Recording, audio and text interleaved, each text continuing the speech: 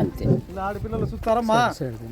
ఇప్పటి నుండి ప్రభునందు మృతులైన వారు ధన్యులు అని బైబిల్ సెలవిస్తా ఉంది.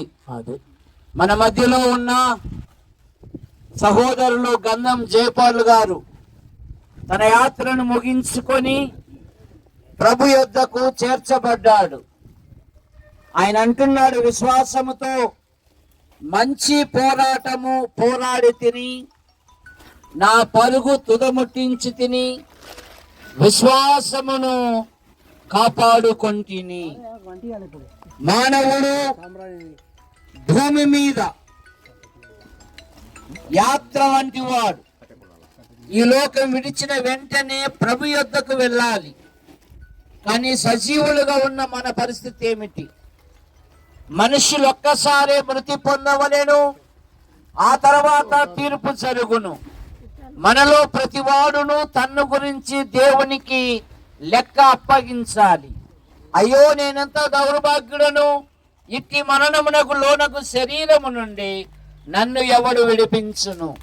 మానవుల పాపముల నుండి, దోషముల నుండి, అపరాధముల నుండి భూమి మీద ఎవరు విడిపించలేదు. దేవుడే లోకమును ప్రేమించి యేసుక్రీస్తు నామములో భూలోకానికి వచ్చి సర్వ ప్రజల పాప నివారణ కొరకై ఆయన శిలువలో బలియాగమయ్యాడు.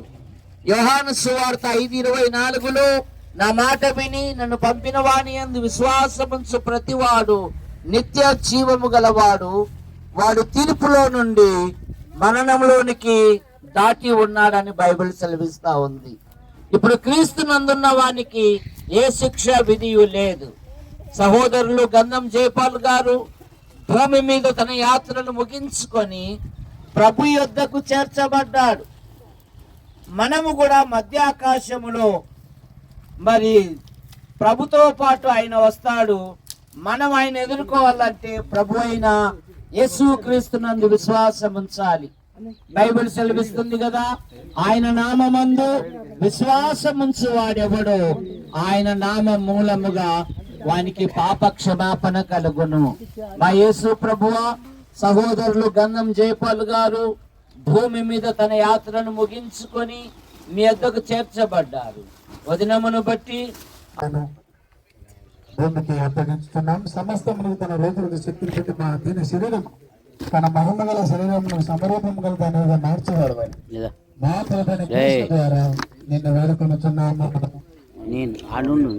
గొప్ప గాబరని యేసును మన ప్రభు నిత్యమైన నిబంధన సంబంధం బట్టి మృతులను లేపబడిన సమాధానకర్త దేవుడు యేసుక్రీస్తు ద్వారా తన దృష్టికి అనుకూలమైన దాని మీద జరిగించు ప్రతి మంచి విషయంలోనూ తన చిత్త ప్రకారం చేయటం మిమ్మల్ని అందరినీ సిద్ధపరచును గాక. యేసు క్రీస్తుకు యుగయుగములు మహిమ కలుగును గాక.